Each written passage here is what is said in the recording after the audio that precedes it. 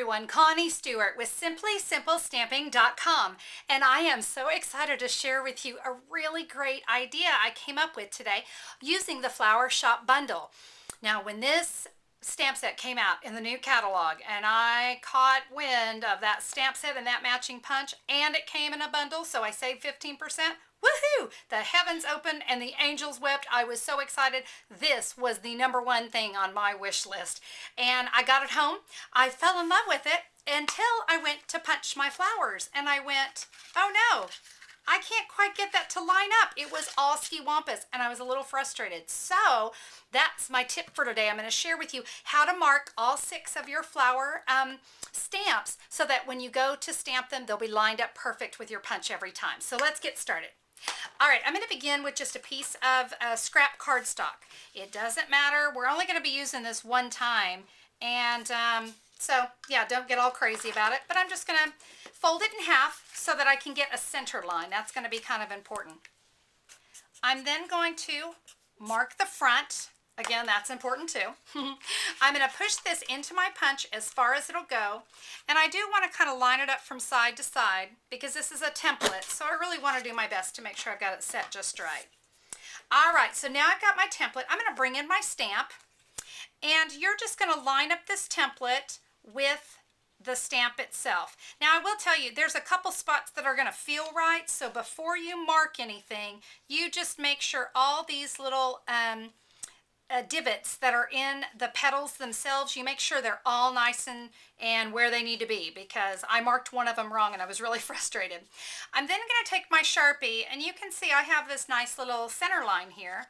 I can just lift that up. I can see that mark, and you can see I've put a little tick mark here on the rubber. I'm then going to transfer that tick mark down the foam and make myself just a little tick mark right there on the vinyl itself. Okay, I'm going to mount my stamp, and let's see how well I did. Moment of truth. All right, let's give that a good press. So I can see my tick mark. Of course, I can see it here on the top.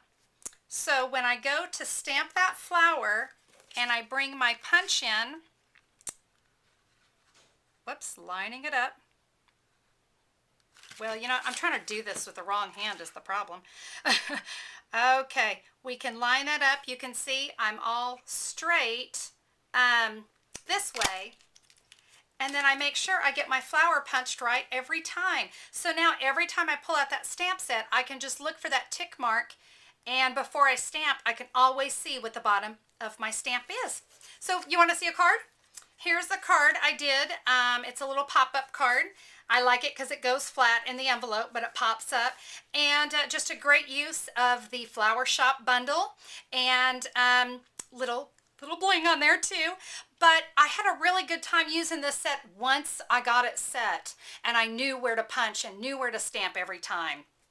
I hope that tip is helpful to you. It sure was for me. It's going to make my life so much easier when I use that. As I said, I'll continue to use this template, mark all 6 of my stamps, and when I'm done, whoop, it's gone. I don't need that template anymore. So thanks so much for tuning in today and checking out today's Flower Shop tip. I hope you find it useful.